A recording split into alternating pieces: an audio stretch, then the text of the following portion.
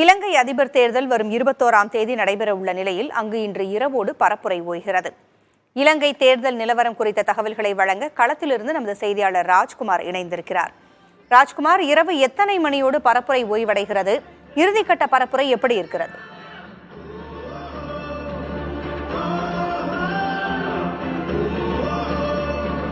இலங்கை அதிபர் தேர்தலுக்கான பரப்புரை இன்று நள்ளிரவு 12 மணி முதல் முடிவடைய இருக்கிறது.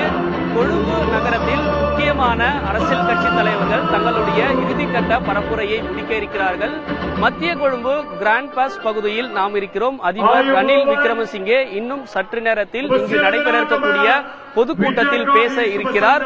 அந்தந்த கட்சிக்கு ஆதரவாக தொண்டர்கள், பொதுமக்கள் வந்திருக்கிறார்கள். கிராண்ட் பாஸ் இடத்தில் நடைபெற இருக்கக்கூடிய பொதுக்கூட்டத்தில் மக்கள் திரண்டிருக்கக்கூடிய அந்த காட்சிகளை ஒளிப்பதிவாளர் சதீஷ்குமார் காண்பித்துக் கொண்டிருக்கிறார். மிக முக்கியமாக அதிபர் ரணில் விக்ரமசிங்கே, அதே போன்று எதிர்க்கட்சி தலைவர் சஜித் பிரேமதாசா, ஜேவிபி கட்சியிலிருந்து அனுராக் குமாரா திசாநாயக் உள்ளிட்டோர் இலங்கை நாடு முழுவதுமே அனைத்து இடங்களிலும் கடுமையாக பரப்புரையும் மக்களிடம் பல்வேறு விதமான வியூகங்களை முன்வைத்து தங்களுடைய பரப்புரையை மேற்கொண்டார்கள்.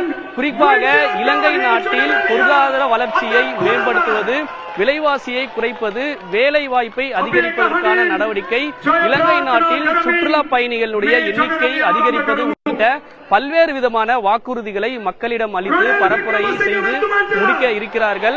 அதே போன்று ஒவ்வொருவரும் குறிப்பாக அதிபர் ரணில் விக்ரமசிங்கே பல வாக்குறுதிகள், அதாவது புல்வன் ஸ்ரீலங்கா என்ற தேர்தல் வாக்குறுதியாக கொடுத்து இலங்கை நாட்டை பொருளாதார ரீதியாக மேம்படுத்துவதாகவும் 1000 ஏக்கரில் புதிய முதலீட்டு மண்டலங்களை உருவாக்குவது, ஆண்டுக்கு 50 லட்சம் சுற்றுலா பயணிகளை இலங்கைக்கு வரவைப்பது போன்ற பல்வேறு விதமான வாக்குறுதிகளை கொடுத்திருக்கிறார். சஜித் பிரேமதாசாவும் பொருளாதார வளர்ச்சியை மேம்படுத்துவது, 25 மாவட்டங்களிலும் முதலீட்டு மண்டலங்களை உருவாக்குவது உள்ளிட்ட வாக்குறுதிகளை குறித்து பொதுமக்களிடம் பேசி வருகிறார்கள்.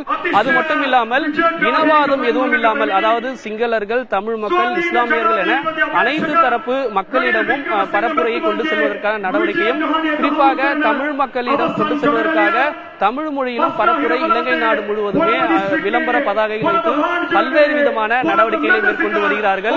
கிட்டத்தட்ட 2022 பொருளாதார வீழ்ச்சிக்கு பிறகு நடைபெறக்கூடிய முதல் அதிபர் தேர்தல் என்பதால் மிகவும் முக்கியத்துவமாக பார்க்கப்படுகிறது. 1,70,00,000 வாக்காளர்கள் தங்களுடைய வாக்குகளை செலுத்த இருக்கிறார்கள். அது மட்டுமில்லாமல் 40 லட்சம் இளைஞர்கள் இந்த அதிபர் தேர்தலில் தங்களுடைய வாக்குகளை செலுத்த இருப்பதால் மிக முக்கியமாக பார்க்கப்படுகிறது.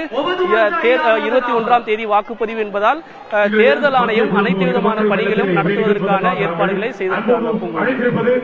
தகவல்களை வழங்கியமைக்கு நன்றி ராஜ்குமார்.